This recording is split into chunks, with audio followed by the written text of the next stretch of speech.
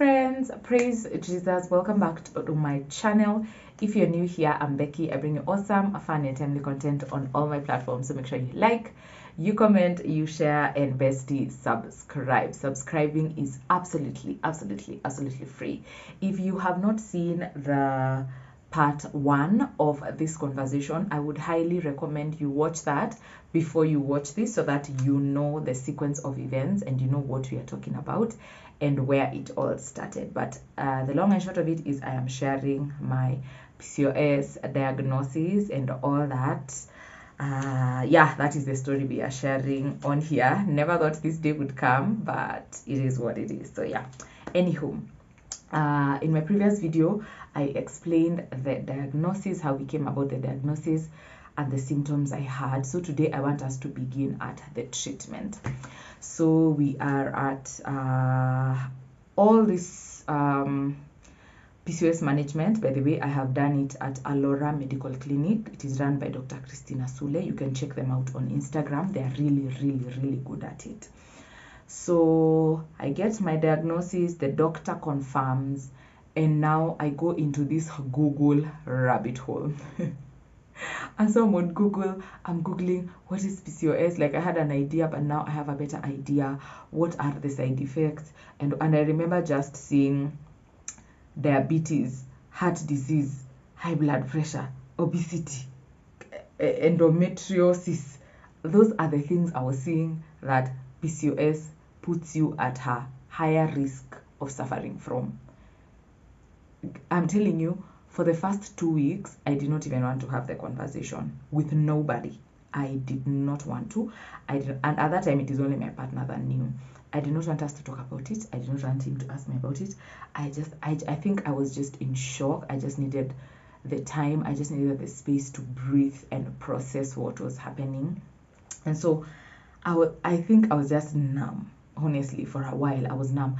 That period, I tried so many times to vlog it. I tried so many times to record a video and talk about it. The only thing that could come out was tears. Guys, I was in terror. I was in a terrorized space. I felt like my life was this beautiful thing. Now it has been ruined. Now I don't know what I'm going to do. This bills, now it is back and forth with hospitals and specialists and thyroid tests and all these things. Guys, I felt so lost.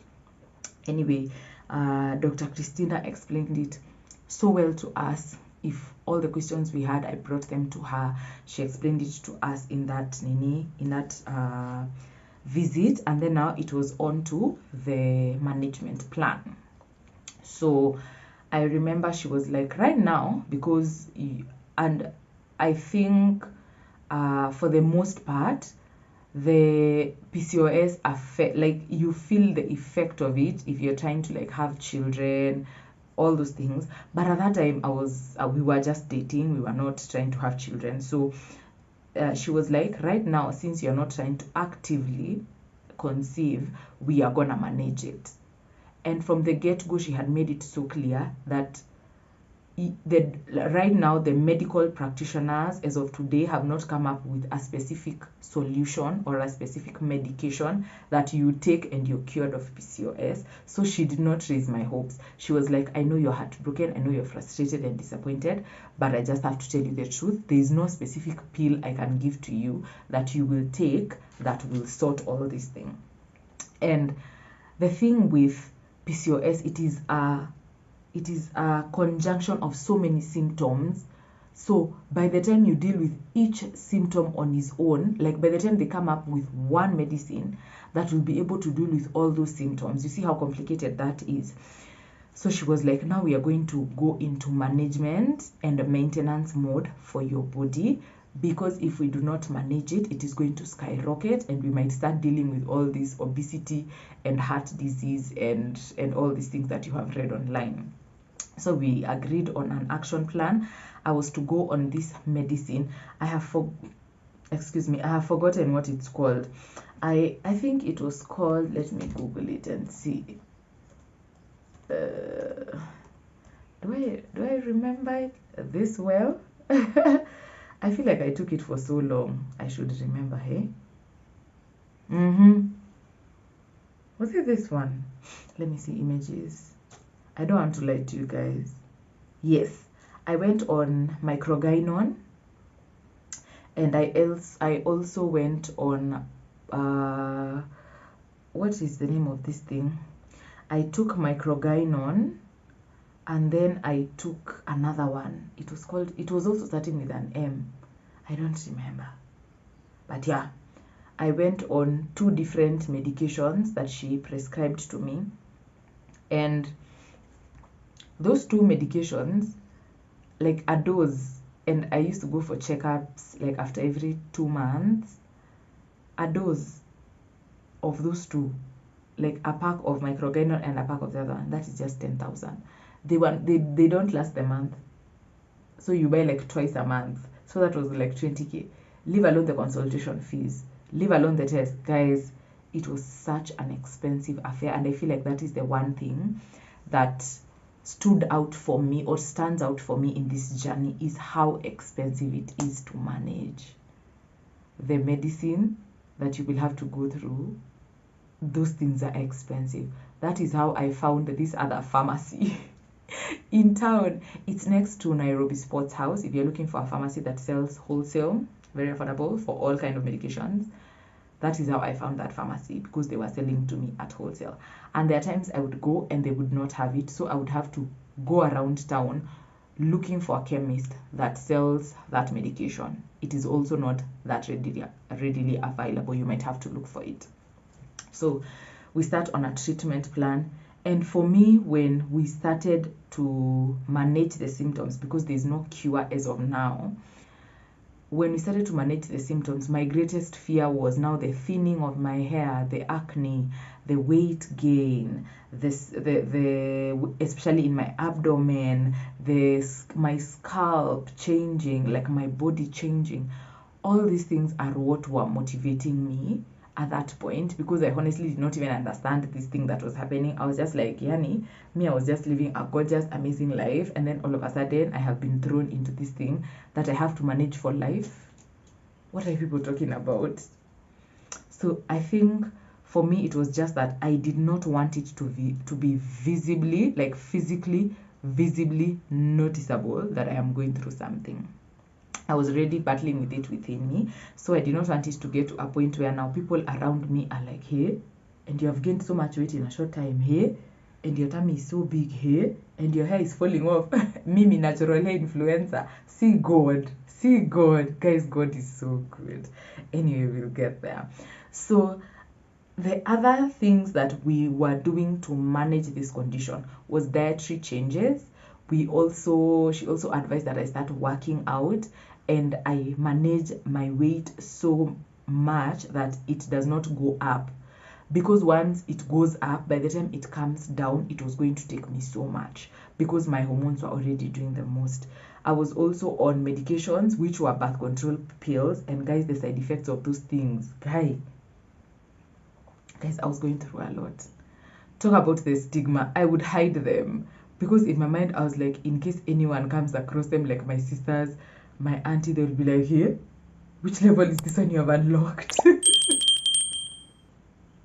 Guys, it was it was such a hectic period of my life.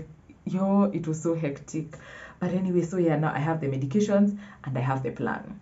The other thing that was costing so much money was the diet, because now I had to cut out a lot of starch and a lot of carbohydrates and lean into my protein and my veggies.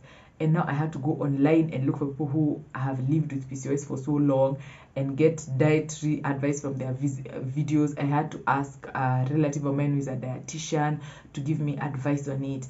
And I think what shocked me the most is when I finally shared with my sisters and my cousin.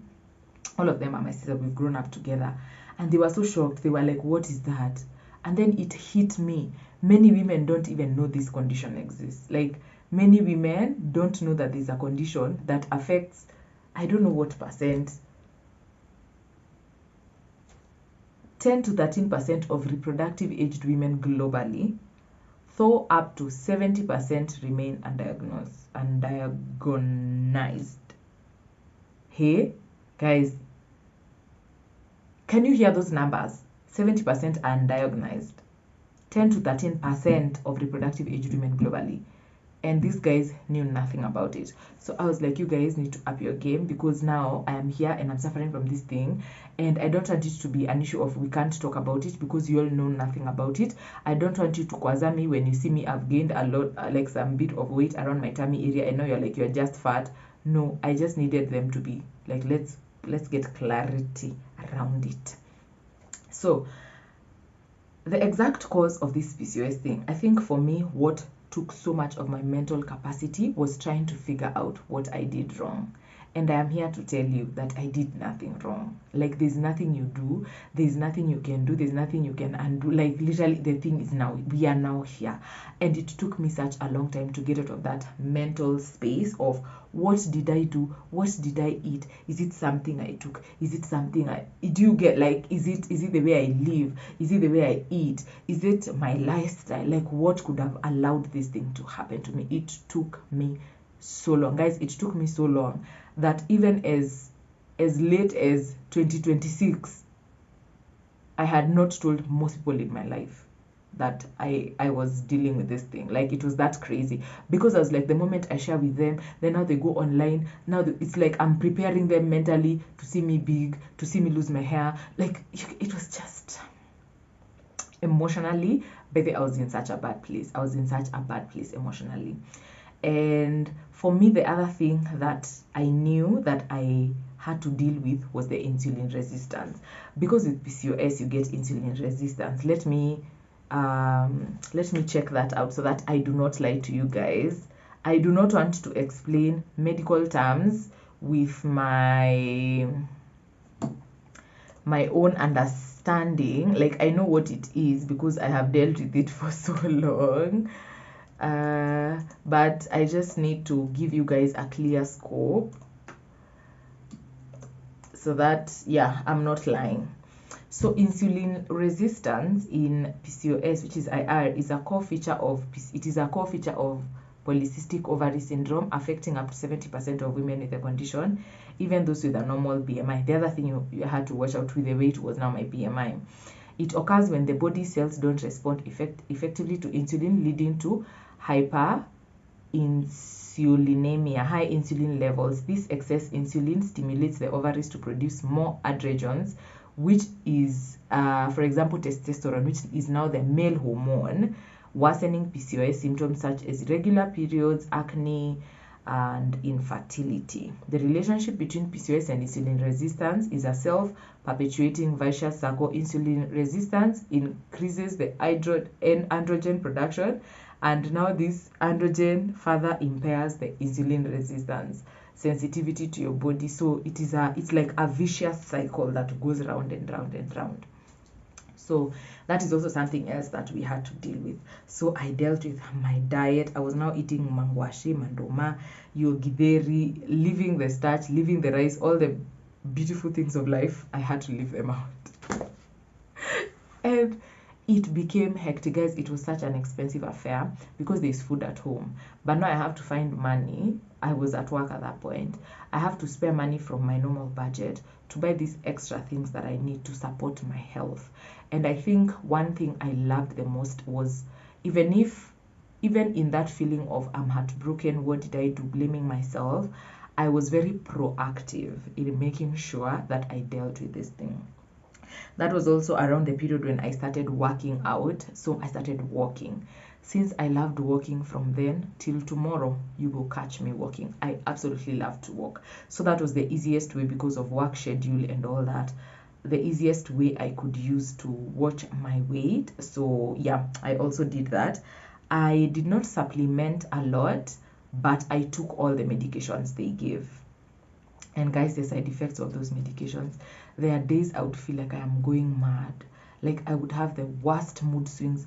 I would be so exhausted. I would be so frustrated. I think I got into a seasonal depression. Like, there are days I just want to be in bed the whole day. I don't want to go anywhere. I don't want to see nobody. I don't want to talk to nobody.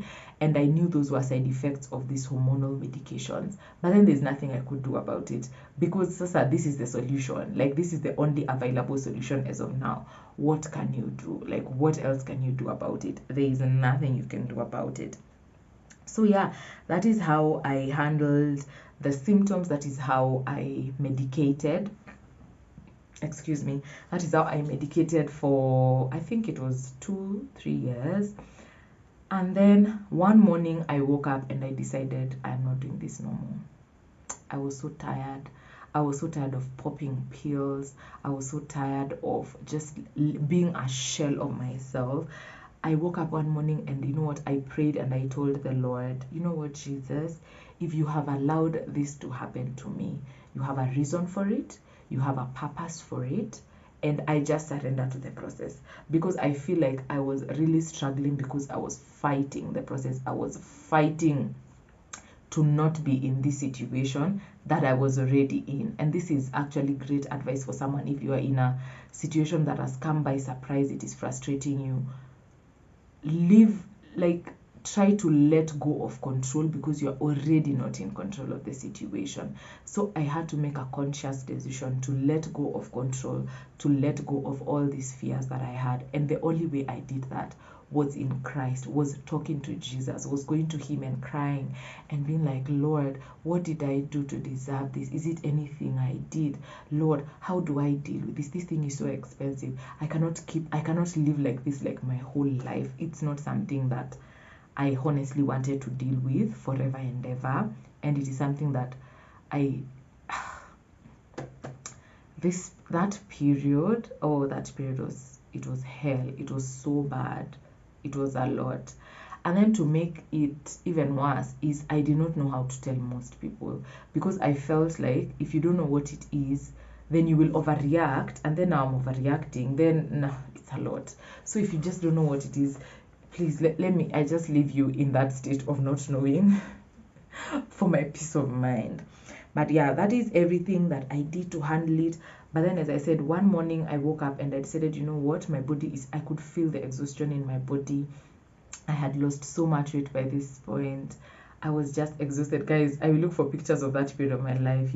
I was a skeleton. And now that's the thing. People around me were like, hey, you look so nice. Hey, your body is so tall. Yeah. They didn't know I was starving because I did not want to unlock the PCOS weight gain that everybody was saying you dare not unlock because it is going to take so long to come down. And that was one of my biggest insecurities. So I did not want to unlock that level. But one morning I woke up and I decided, you know what? I don't care no more. I'm not advising you to do this, but if your faith is not strong enough for this, if you know you don't have faith for a miraculous healing, please take the medication. But yeah, I personally just woke up one morning and decided, you know what? It has been 3-4 years. I'm so tired of the pills. I'm so exhausted of not feeling like myself. And I remember texting my partner and I was like, baby, I have made the conscious decision to not take these pills anymore. So yeah, I was like, I have made the conscious decision to not take the medicines no more, to not do nothing. I was done, especially with the medication. I was done. So yeah, that is it. That is how we got here. That is how we got here. So because I don't want this video to be so long, in case you have any questions, in case you have any concerns, in case you have any questions basically about this whole thing, please leave them in the comment section. I will do my best to answer them according to the best of my ability. Okay, so yeah, thank you for coming on this journey. I hope these videos are educational. Remember to like, to comment, to subscribe, and share with a friend or a family member who is dealing with any of these symptoms and conditions, and just be there. Literally just be there. You don't need to do a lot. Your presence is enough for them. Trust and believe. We just don't want to feel alone and left out, like we are dealing with this weird thing by ourselves. So in case you have any questions, please leave them down below. I will answer them. Please subscribe, share this with the ladies in your life, in that group chat where you're just the three of you, the three girls. Share this there because this is information they need, because your health is the most important. Your health is very important. So yeah, we need to look out for ourselves. So yeah, I'll see you guys in the next video. Bye, besties. Mina kwakumele ngivume ukuthi wena ungithandi, angizokwenza njani